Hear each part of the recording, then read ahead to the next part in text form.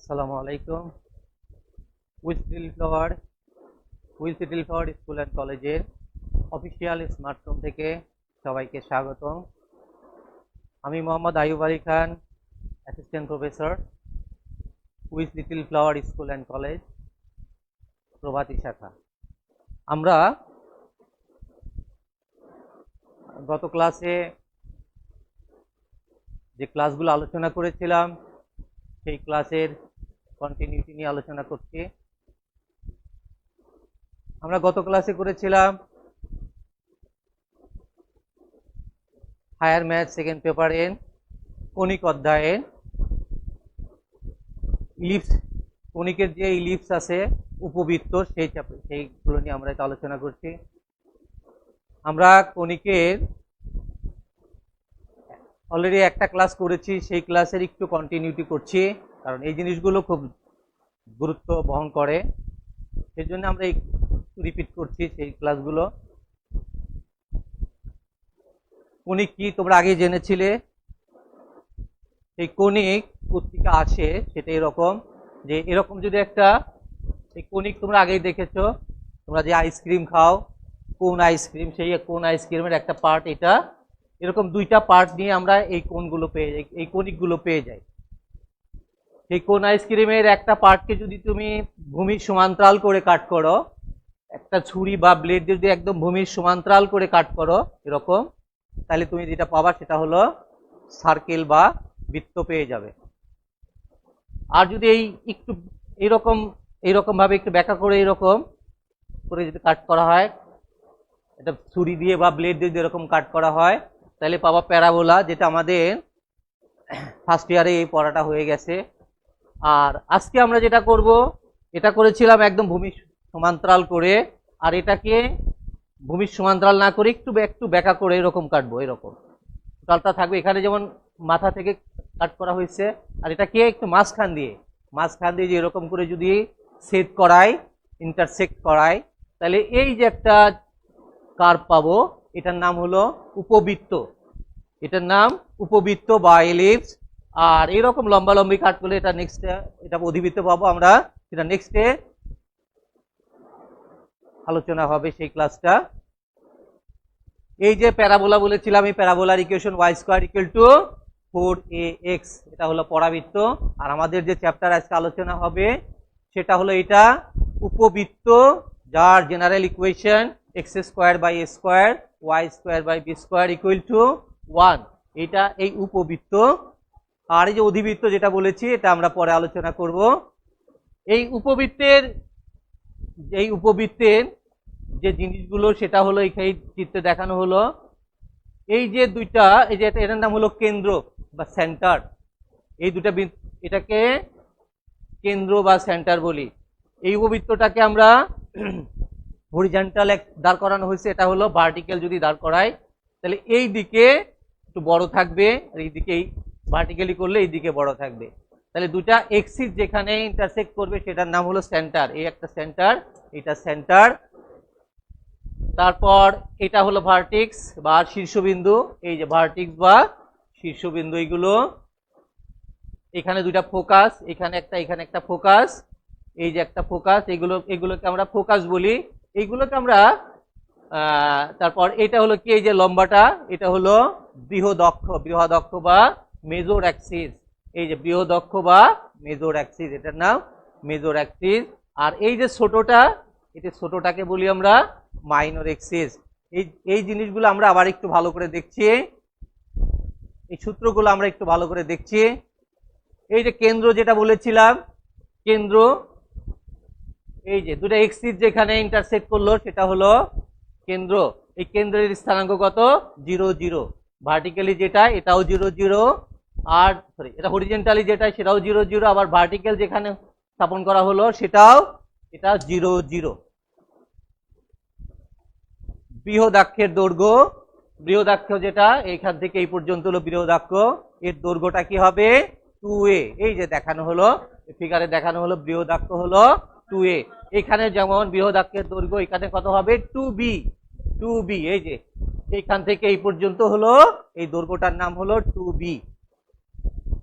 তাহলে এখানে বৃহদাক্ষের সমীকরণ কি হবে, এখানে বৃহদাক্ষের যে সমীকরণটা হবে এইটার জন্য বৃহদাক্ষটা ছিল কি এক্স অক্ষ, বৃহদাক্ষটা কি ছিল এক্স অক্ষ, গুড এক্স অক্ষ, তাহলে এক্স অক্ষের উপরে কি হয় ওয়াই জিরো, তাহলে বৃহদাক্ষের সমীকরণ ওয়াই ইকুয়াল টু জিরো। এইখানে বৃহদাক্ষ কোনটা, এখানে বৃহদাক্ষটা হলো ওয়াই অক্ষের উপর, ওয়াই অক্ষের উপর, তাহলে সমীকরণ কি হবে on the Y axis X equal to zero, তাহলে বৃহদাক্ষের সমীকরণ এইটার জন্য এক্স ইকুয়াল টু জিরো, আর এইটা ছিল এক্স অ্যাক্সিসের উপর, then Y equal to zero.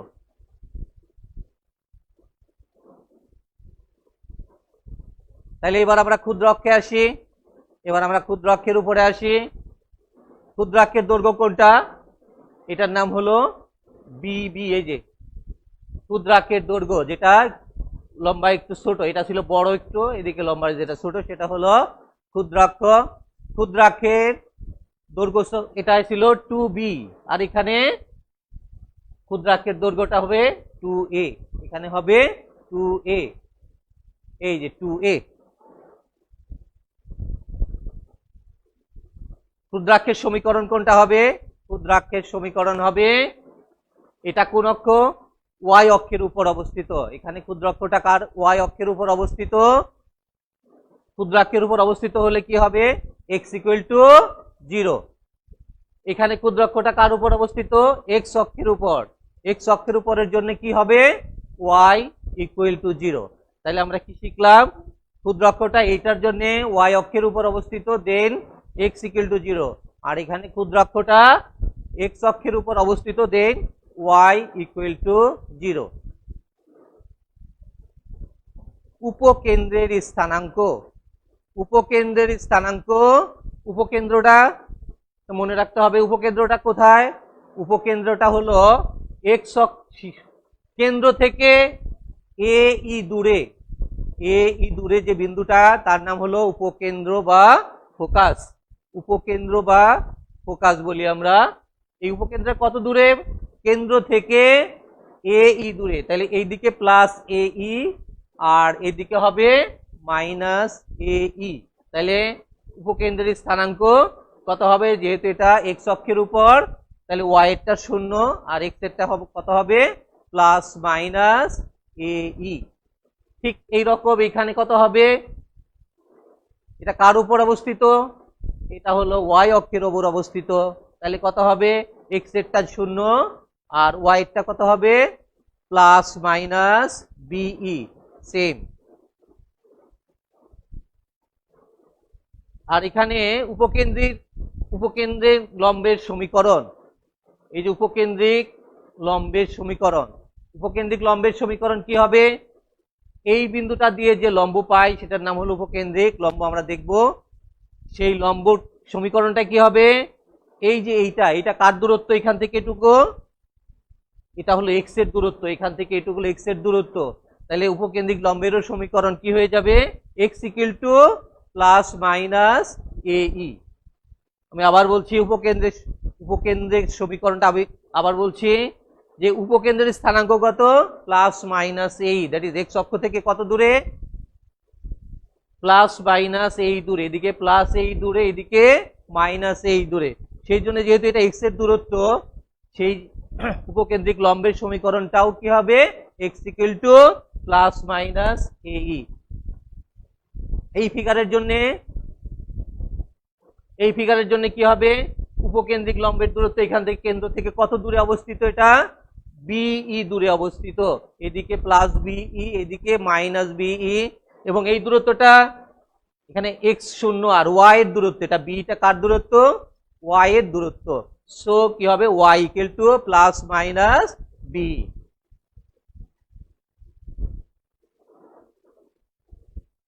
হ্যাঁ যারা সালাম দিয়েছে ওয়ালাইকুম আসসালাম, সবাই ভালো করে একটু এই জিনিসগুলো নোট করে নিবে, এই জিনিসগুলো সবাই একটু নোট করবে, এই জিনিস পারলেই আমরা অঙ্ক পেরে যাব। এখানে এই চ্যাপ্টারে খুব সহজ কাজ, শুধু এই ফর্মুলাগুলো মুখস্থ করতে হবে, সেজন্য আমরা প্রত্যেক সময় বলি তোমরা খাতা কলম নিয়ে বসবে এবং এই যে সূত্রগুলো আমরা পড়াচ্ছি সেগুলো নোট করবে সব সময়। এই চ্যাপ্টারে এই সূত্রগুলোই এর অঙ্ক। এই চ্যাপ্টার পারতে হলে খালি সূত্রগুলো পারলেই 90-80-90% হয়ে যাবে। নেক্সট যাচ্ছে এই যে উপকেন্দ্রের লম্বের সমীকরণ। আর একটা এই উপকেন্দ্রের লম্বের দৈর্ঘ্য, লম্ব কোনটা?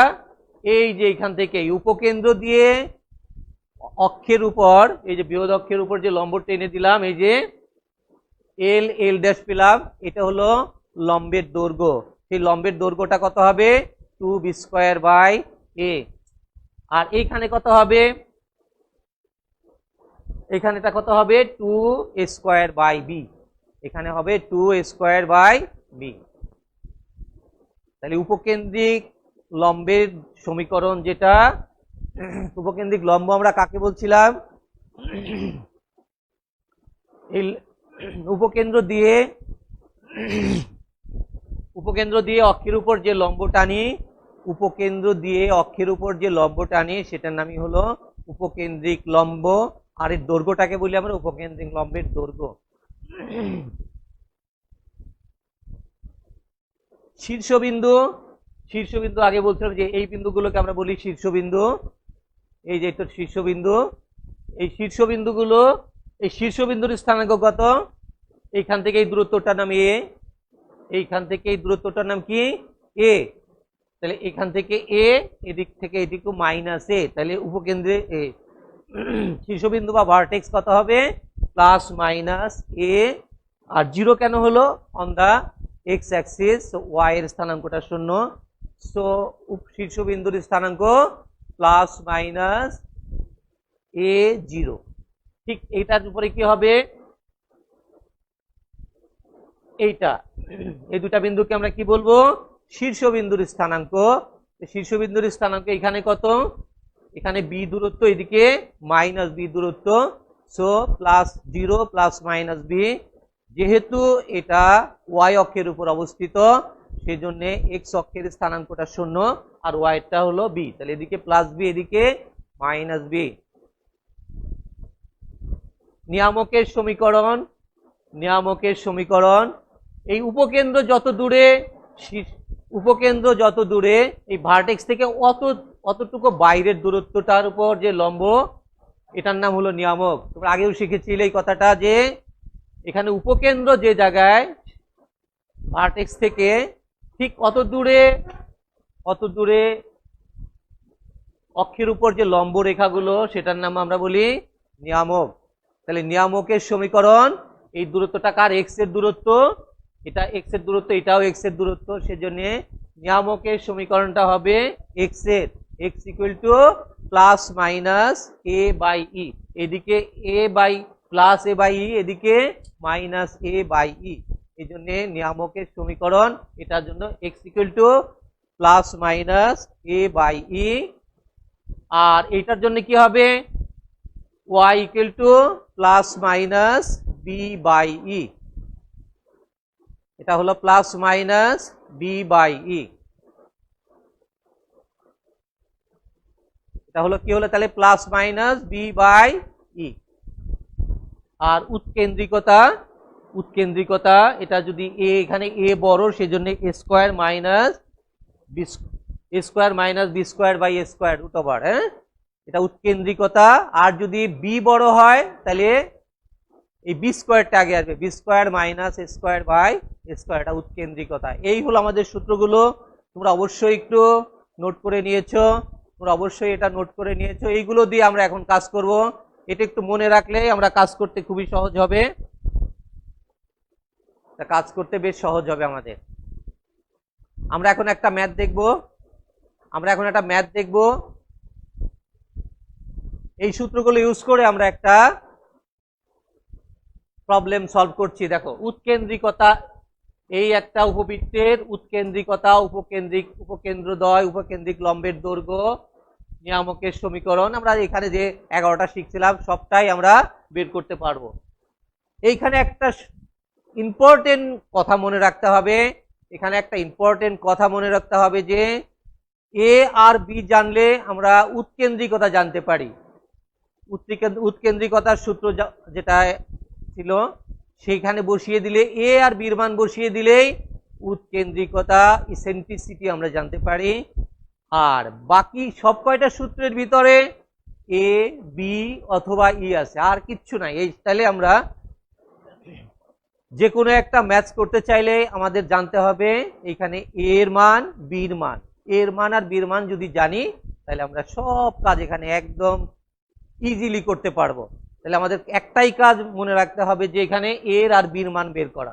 তাহলে এই একটা সমীকরণ দেওয়া ছিল, উপবৃত্তের সমীকরণ দেওয়া ছিল, আমরা এই জিনিসগুলো বের করবো। আমরা অল্প কয়টা দিয়েছি, আমরা সব কয়টা বের করতে পারবো, 11টাই বের করতে পারবো। আমরা 11টা সূত্র শিখেছিলাম, ওই 11টাই আমরা বের করা শিখবো। তার ভিতর আমরা এই ম্যাথে দেখো যে কটা বের করব সেটা হলো এইরকম। তাহলে এই ইকুয়েশনটা যেটা দেওয়া ছিল সেটা এইরকম দেওয়া ছিল। এটাকে আমরা কি করলাম, এক্স স্কোয়ার বাই, এটাকে যদি আমরা 400 দিয়ে ডিভাইড করি তাহলে এক্স স্কোয়ার বাই কত হবে 25। তাহলে 16 দিয়ে ডিভাইড করলে 400 দিয়ে 25 হয়। আর এখানে 400 কে যদি তুমি 25 দিয়ে ডিভাইড করো তাহলে কত হবে 16। তাহলে এটা হলো X square by 25 plus Y square by 16 equal to 1। এটাকে যদি আমি এরকম লিখি X square by 5 square plus Y square by 4 square equal to 1, তাহলে আমরা যদি এই ইকুয়েশনের সাথে কম্পেয়ার করতে পারি, এই ইকুয়েশনটার সাথে যদি কম্পেয়ার করতে পারি তাহলে কি হবে, এর আর বির মান পাবো, এর আর বির মান পাবো। তাহলে আমরা comparing this equation with the equation X square by A square plus Y square by B square equal to 1, এইটার সাথে যদি আমি কম্পেয়ার করে দেখি তাহলে কি পেয়ে গেলাম, এর জায়গায় 5 আর বির জায়গায় 4। কি পেয়ে গেলাম, এর জায়গায় 5 আর বি এর জায়গায় 4 পেয়ে গেলাম। তাহলে এ বড়, এখানে এটা গ্রেটার দেন বি, এটা গ্রেটার দেন বি, তাইলে আমাদের উৎকেন্দ্রিকতা হবে এই যে 1 minus B square by A square, অথবা এ স্কোয়ার মাইনাস, আমরা যদি লসাগু করি বা এলসিএম করি তাহলে a square minus B square by A square, একই কথা। যেটা তোমাদের সিম্পলিফিকেশনে যেটা সুবিধা হয় সেটা ইউজ করতে পারবে। A square minus B square by a স্কোয়ারও নিতে পারো, আর 1 minus B square by square নিতে পারো। এটাই আমার সিম্পলিফিকেশন একটু সহজ হয় দেখে আমরা 1 minus B square by square নিয়েছি। আমরা এখন ভ্যালুগুলো বসিয়ে দিই, বির ভ্যালু 4 বসিয়ে দিই, তাহলে বি স্কোয়ার মানে 16 আর এর স্কোয়ার দ্যাট ইজ 25, এখানে বসিয়ে দিলে কত হয় 3/5। তাহলে আমরা ইসেন্ট্রিসিটিটা পেয়ে গেলাম, ইসেন্ট্রিসিটিটা পেয়ে গেলাম কত 3/5। আমি বলেছিলাম একটা কথা বারবার মনে রাখার জন্য বলছি, এই কনিক চ্যাপ্টারটাই এ এবং বি এর মান জানতে পারলেই এই অঙ্কগুলো আমি বলেছিলাম যে 80 থেকে 90% কাজ শেষ হয়ে যাবে। এই কথাটাই বুঝতে হবে যে ওই ইকুয়েশনের সাথে কম্পেয়ার করে আমি এ আর বির মানটা পাওয়া দরকার। তাহলে এর এবং বির মানটা পেয়ে আমরা ফার্স্টে কি বের করে নিলাম, উৎকেন্দ্রিকতা। আর আমি 11টাই ফর্মুলা বসিয়ে দিলেই কাজ হয়ে যাবে। 11টা যে 10টা উৎকেন্দ্রিকতা বের করলাম, আর কয়টা থাকে তাহলে 10টা, আর বাকি 10টা যদি সূত্রে বসিয়ে দেই তাহলে আমাদের এই চ্যাপ্টারের যে উদ্দেশ্য ছিল সেই কাজটা শেষ হয়ে যাবে। তাহলে আমরা এখন দেখো উৎকেন্দ্রিকতা বের করলাম, তারপর দেখো আমরা ফোকাস বের করব। উৎকেন্দ্রদ্বয় বা ফসি, আমরা উৎকেন্দ্র কি বলেছিলাম, প্লাস মাইনাস AE0। আমরা সূত্রে একটু আগেই পড়েছি, তোমরা অবশ্যই নোট করে রেখেছো এই জিনিসগুলো। উপকেন্দ্রদ্বয় বা ফসি সেটা হলো প্লাস মাইনাস AE0।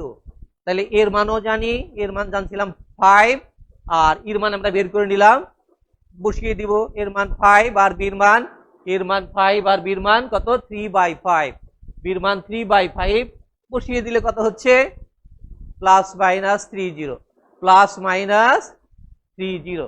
তাহলে আমরা উপকেন্দ্র পেয়ে গেলাম। আশা করি বেশ সহজ কাজ। আমরা বারবারই বলছি যে এ এবং বি আর ইর মান জানলে আমরা একদম কাজ শেষ হয়ে যাবে। উপকেন্দ্র বের করলাম। এখন কি উপকেন্দ্রিক লম্বের দৈর্ঘ্য, যেহেতু তোমাদের এ বড় তাহলে কি হবে সূত্রটা 2b স্কয়ার বাই এ। উপকেন্দ্র length of latus rectum, length of latus rectum কত হবে 2b স্কয়ার বাই এ। তাহলে বির মান কত বসিয়ে দিব 4, তাহলে 4 স্কয়ার মানে কত 16, 2 × 16/5, তাহলে কত হলো কত হলো তাহলে 32/5 একক ইউনিট। তাহলে উপকেন্দ্রিক লম্বের দৈর্ঘ্য কত হবে 2b²/a, এটা ফর্মুলা বসিয়ে দিলে 32/5 একটা ফর্মুলা বসিয়ে দিলাম, এটা উপকেন্দ্র বের হয়ে গেল। প্রত্যেকটা স্লাইড শেষ হওয়ার পরে তোমরা একটু কপি করে নিবে বা স্ন্যাপশট নিয়ে নিবে, যেভাবে সহজ সেটা কাজ করে নিবে, নোট করে নিও। উপকেন্দ্রিক লম্বের সমীকরণ, যেহেতু আমাদের এ বড় তাহলে কি ছিল প্লাস মাইনাস AE0, তাহলে এখানে x = প্লাস মাইনাস AE, এটা বলেছিলাম যে উপকেন্দ্রিক লম্বের সমীকরণ x = প্লাস মাইনাস AE। আর যদি b বড় হতো তাহলে আরেকটা হতো, আমাদের যেহেতু a বড় সো x = কত হবে প্লাস মাইনাস AE। তাহলে কি a এবং এর মান বসিয়ে দিব, তাহলে সমীকরণটা পেয়ে যাব। এর ভ্যালু কত বসিয়ে দিব 5, আর এর ভ্যালু 5/3, এর ভ্যালু কত 5, আর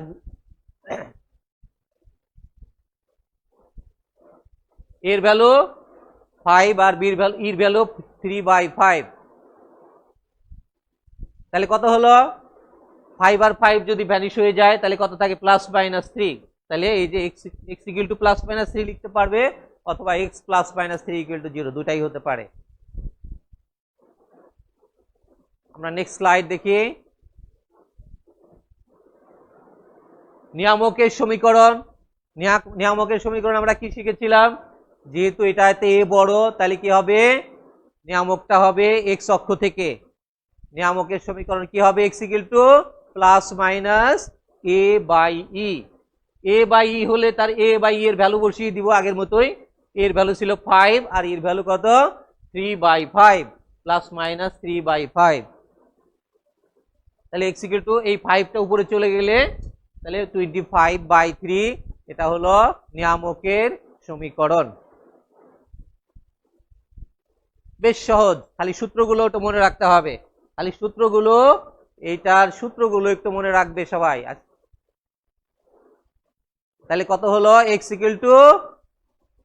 প্লাস মাইনাস 25 আর x3, সরি এখানে আমরা 3 দিয়ে এখানে মাল্টিপ্লাই করে দিলাম, তাহলে কত হলো 3x প্লাস মাইনাস 25 = 0। ওটাও হতে পারতো 3x = প্লাস মাইনাস 25 হতে পারতো, যেভাবে খুশি লিখতে পারবে তোমরা। তাহলে নিয়ামকের সমীকরণটা আমরা বের করলাম। আমরা নেক্সট আরেকটা প্রবলেম দেখছি। আমাদের যে কথাটা আমরা বলেছিলাম যে একটা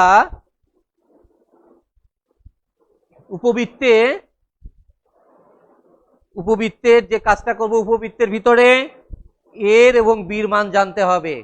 তাহলে এখন একটা উপবৃত্তের যদি এইরকম দুইটা বিন্দু দিয়ে পাস করানো হয়, এই দুইটা বিন্দু দিয়ে অতিক্রমকারী উপবৃত্তের সমীকরণ আমরা যদি নির্ণয় করতে চাই, তাহলে যে কাজটা করতে হবে সেটা হলো আমরা একটা উপবৃত্তের সমীকরণ আমরা ধরে নিলাম যে x² y² y² = 1।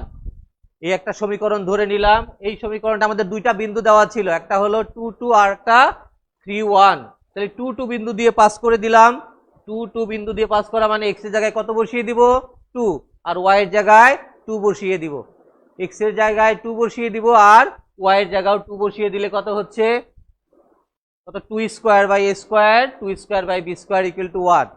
অ্যাকচুয়ালি আমাদের যে কাজটা করতে হবে আগেই বলেছি a আর b এর মান বের করা, a এবং b এর মান বের করার জন্য যে কাজগুলো করতে হবে। তাহলে এই বিন্দুতে পাস করে দিলে এই সমীকরণটা হলো 4/a² + 4/b² = 1। এই একটা সমীকরণ পেয়ে গেলাম। আবার যদি আরেকটা বিন্দু দিয়ে আমরা পাস করে দিই, আরেকটা বিন্দু ছিল সেটা দিয়ে যদি আমরা পাস করে দেই, 3 1 দিয়ে যদি পাস করি তাহলে কত হবে 3 1 বিন্দুগামী যদি হয় সেই বিন্দু দিয়েও যদি পাস করে দেই, x এর জায়গায় বসিয়ে দিব 3 আর y এর জায়গায় 1 যদি বসিয়ে দিই তাহলে কত হয়, তাহলে 9/a² 1/b² = 1। তাহলে দুইটার সমীকরণ থেকে আমাদের a এবং b এর মানটা আমরা বের করব। তাহলে একটা ছিল আগে যেমন 2 নাম্বার, এটা হলো 3 নাম্বার। তাহলে এই 2 এবং 3 থেকে যে কাজটা করতে হবে সেটা হলো a এবং b এর মান বের করা। a এবং b এর মান বের করব আর ওই যে 1 নম্বর ছিল সমীকরণ সেইখানে বসিয়ে দিব।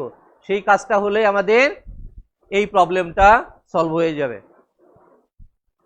তাহলে আমরা যদি এই এ এবং বির মান বের করার জন্য এই 3 নংকে যদি আমরা 4 দিয়ে গুণ করে 2 নং থেকে বিয়োগ করি, তাহলে যেটা পাবো দেখো, এই 3 নংকে যদি 4 দিয়ে গুণ করি কত হয়, এখানে 36, এখানে 4, আর 2 নং ডিরেক্টলি করে দিয়েছি 4/a² - 4/b² ইকুয়াল টু এখানে 4 - 1। বেশ সহজ। দেখো 3 নংকে আমরা 4 দিয়ে মাল্টিপ্লাই করে 2 নং থেকে আমরা বিয়োগ করলাম, যেটা পেয়ে গেলাম সেটা হলো এইরকম। তাহলে এখান থেকে দেখি কি পেয়ে যাই। তাহলে দেখো এখান থেকে আমরা যেটা পেয়ে যাব, এই যে 36 - 4, তাহলে 3a² = 32, 3a² = 32, that is a² = 32/3। তাহলে a² এর মানটা পেয়ে গেলাম। আর শুধু কি কার মানটা পেতে হবে, b² এর মানটা পেতে হবে। তাহলে আমরা বারবারই বলছি এর এবং বির মান পেলেই কিন্তু এই প্রবলেমগুলো শেষ হয়ে যায়। তাহলে দেখো আমরা এখানে যদি এর মানটা বসিয়ে দিই 3 নং এ, 9 বাই এই যে a² এর ভ্যালু কত, 32/9, 1/b² = 1। দেখো এটা যদি আমরা সিম্পলিফাই করি বেশ সহজ, 1/b², এটা ওই পাশে নিয়ে গেলাম, কত হচ্ছে 29, 9/3, এই 3টা মাল্টিপ্লাই হয়ে গেল 27/32। তাহলে b² এর ভ্যালুটা কত পেয়ে গেলাম, 32/5। 32/5 পেয়ে আমরা বসিয়ে দিলাম, তাহলে x² এর মান, a² এর মান 32/3, b² এর মানটা কত, 32/5। আমি বারবারই বলছি এর এবং বির মান পেয়ে গেলেই আমাদের কিন্তু এই কাজগুলো শেষ হয়ে যায়। দেখো এর এবং বির মান পেয়ে গেলাম, তাহলে সমীকরণ পেয়ে গেলাম। এ এবং বির মান পেলে ই পেয়ে যাব, ই পেয়ে গেলে একদম সব কাজ করতে পারবো, 11টা সূত্রই আমরা বসিয়ে দিতে পারবো। 11টা সূত্র বসিয়ে দিলেই আমাদের এই চ্যাপ্টারের যত প্রবলেম আছে সব কাজ করতে পারবো। তো যাই হোক, আমরা আমাদের সময় মনে হয় শেষ, আমরা আর বেশি দূর যেতে পারছি না। তো তোমরা এই যে দুটা ম্যাথ করলাম আর সূত্রগুলোই বারবার মুখস্থ করবে। আমি বারবার বলছি সূত্রগুলোই সবসময় এটার প্রাণ। এই সূত্রগুলো জানলেই কণিকের একদম 90 থেকে 100% কাজ শেষ হয়ে যাবে। সেই জন্যেই বারবার বলছি সূত্রগুলো শিখবে। আর আমি যে দুটা ম্যাথ করলাম অন্তত 2-3 বার যদি দেখো, এই চ্যাপ্টারে আর কোনো সমস্যা থাকার কথা নয়।